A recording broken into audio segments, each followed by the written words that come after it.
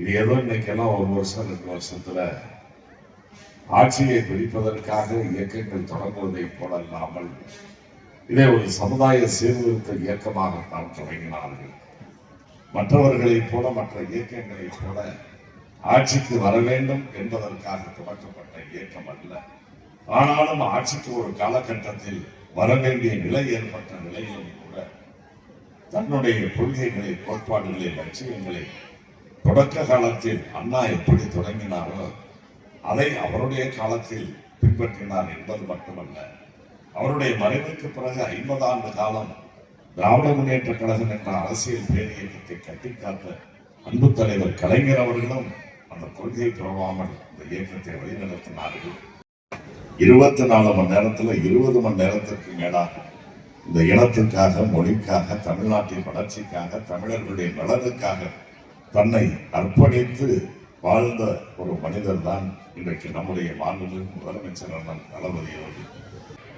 எப்படி நம்ம வயக்காட்டுல பயிர் எடுத்தோன்னா பல பகுதியில் விதப்பாங்க, நம்முடைய பகுதியில் நாற்றங்கள்ல நாட்டு பாடி அந்த நாற்றை எடுத்து பிறகு வயல்களில் நடுவதை போல திட்டங்களை நாற்றங்களாக இருந்து தமிழகத்தில் கொண்டு வந்து பிறகு அது பிற மாநிலங்களுக்கும் தேசிய அளவினர்களுக்கும் திட்டங்களை தருகின்ற மாநிலமாக நம்முடைய மாநிலத்தை உருவாக்கிய பெருமை முதலமைச்சர் அண்ணன் தளபதி அவர்களுக்கு உண்டு. கலைஞர் அந்த காலத்திலே 7000 கோடி ரூபாய் 2006-11 தள்ளுபடி செய்து இந்தியாவில் இருக்கக்கூடிய அனைத்து விவசாய பெருங்குடி மக்களும் அந்த பலனை பெறக்கூடிய அளவிற்கு ஒன்றிய அரசின் சார்பில் 70,000 கோடி ரூபாய் விவசாய கடனை தள்ளுபடி செய்வதற்கான முன்னோடி முதலமைச்சராக முத்தமிழறிஞர் கலைஞர் அவர்கள் விளங்கினார்கள். ஆனால் இன்றைக்கு ஆட்சிக்கு வந்திருக்கக்கூடியவர்கள் கொடுத்த வாக்குறுதிகளை நிறைவேற்றி இருக்கிறார்களா? நிறைவேற்றினோம் என்று சொல்லி இருப்பது 2 வாக்குறுதிகள் தான். அந்த 2 வாக்குறுதிகளும் நிறைவேற்றப்பட்ட வாக்குறுதிகள் என்று சொல்ல முடியாது. மக்களை ஏமாற்றுகின்ற வகையிலே அந்த அறிவிப்புகள் அரசாணை வந்திருக்கிறது என்பதையும் நான் நினைவுபடுத்த கடமைப்பட்டிருக்கிறேன். சுருக்கமா சொல்லணும்னா அந்த 2லையுமே 200 யூனிட் மின்சாரம் சலுகை அனைவருக்கும் வழங்கப்படும் என்று அறிவிப்பு செய்தார்கள். ஆனால் அந்த 200 யூனிட் சலுகை யாருக்கு கிடைக்குது? யாருக்குமே கிடைக்காது. மாறாக சலுகைகளை எதிர்பார்த்த மக்களுக்கு இப்பொழுது மின்கட்டணத்தை மறைமுகமாக உயர்த்தி இருக்கின்ற காரியத்தை இன்றைக்கு இந்த அரசு, புதிய அரசு செய்திருக்கிறது என்பதையும், இது தமிழ்நாட்டு மக்களுக்கு கொடுத்த வாக்குறுதிகளை நிறைவேற்றுவதை தாண்டி தமிழ்நாட்டு மக்களை வஞ்சிக்கின்ற ஒரு ஆட்சியாக இந்த அரசு இருக்கிறது. அதே போல இன்னொரு அறிவிப்பு அரசாணை என்று வெளியிட்டிருக்கிறார்கள். தேர்தல் காலத்திலே கொடுத்த வாக்குறுதி என்ன தெரியுமா? 5 ஏக்கருக்கு உட்பட்டவர்கள் பெற்றிருக்கக்கூடிய கூட்டுறவு கடன்கள், விவசாய கடன்கள் ரத்து செய்யப்படும் என்று அன்றைக்கு தேர்தல் கால வாக்குறுதி கொடுக்கப்பட்டது. ஆனால் இன்றைக்கு அந்த வாக்குறுதியை நிறைவேற்றி இருக்கிறேன் என்று அறிவித்திருக்கிறார்களே, அதுல நீங்க பார்த்தீங்கன்னா அன்றைக்கு நில அளவை வைத்து அளவீடாக வைத்தார்கள். ஆனா இப்ப 50,000 ரூபாய் கடன் பெற்றவர்களுக்கு தள்ளுபடி, அது ரொம்ப கம்மி. அடுத்து 1 லட்சம் ரூபாய் கடன் வாங்கியிருந்தாங்கன்னா அவர்களுக்கு 5,000 ரூபாய் தான் தள்ளுபடி கிடைக்கும். 95,000 ரூபாயை அந்த விவசாயி கட்டணும். ஆக 95,000 ரூபாய் பணத்தை கட்டக்கூடிய விவசாயிக்கு இந்த அரசாங்கம் தரக்கூடிய 5,000 ரூபாய் எந்த வகையிலே உதவிகரமாக இருக்கும் என்பதை எண்ணி பார்க்க வேண்டும்.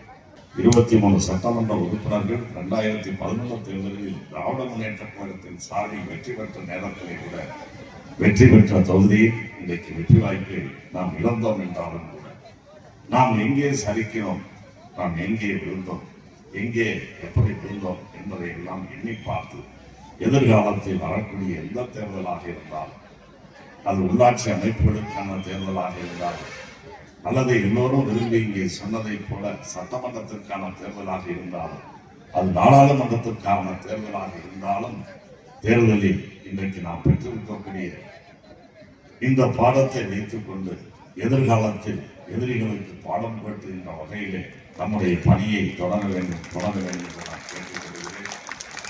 ஆகவே இந்த அரசை பொறுத்தவரையில, திராவிட முன்னேற்ற கழகத்தை பொறுத்தவரையில் கலைஞருடைய ஆட்சி காலமாக இருந்தாலும் சரி, அல்லது அவருடைய வழியில் இந்த அரசை வழி நடத்திய அண்ணன் தளபதி அவருடைய காலமாக இருந்தாலும் சொன்னதை செய்து.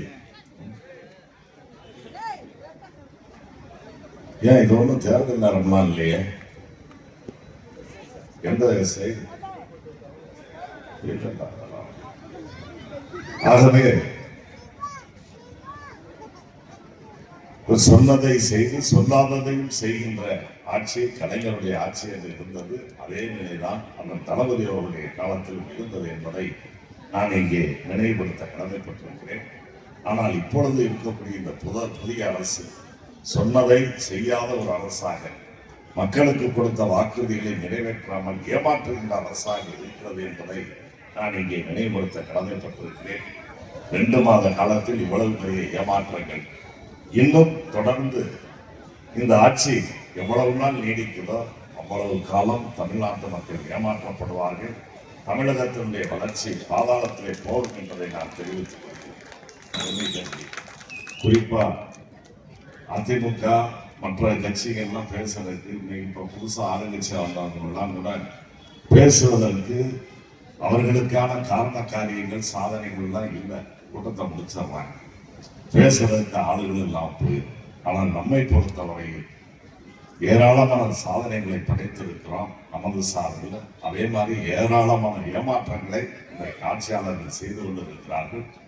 ஆகவே அவற்றையெல்லாம் விலக்கி செல்வதற்கு நமக்கு நேரம் சற்று நெருக்கடியாக ஏற்பட்டிருக்கிறது என்பதை இந்த நல்ல நேரத்தில் எடுத்துச் சொல்லி, நண்பர்கள் குறிப்பிட்டு சொன்னதை போல திராவிட முன்னேற்ற கழகம் ஆளுங்கட்சியாக இருந்தால் வணக்கத்தோடு இருக்கும் என்பதையும், எதிர்கட்சியாக இருக்கின்ற இந்த காலகட்டத்தில் ரொம்ப பேசுவோம் என்றும் சொல்லியிருக்கிறார்கள். அந்த அடிப்படையிலே தான் தொடர்ந்து மக்களை இது போன்ற, அதாவது பேசி பேசி வளர்ந்த இயக்கம் திமுக சொன்ன மாதிரி அதை மெய்ப்பிக்கின்ற வகையில் தொடர்ந்து மக்களை சந்திக்கின்ற இயக்கமாக இருக்கும் என்பதை சொல்லி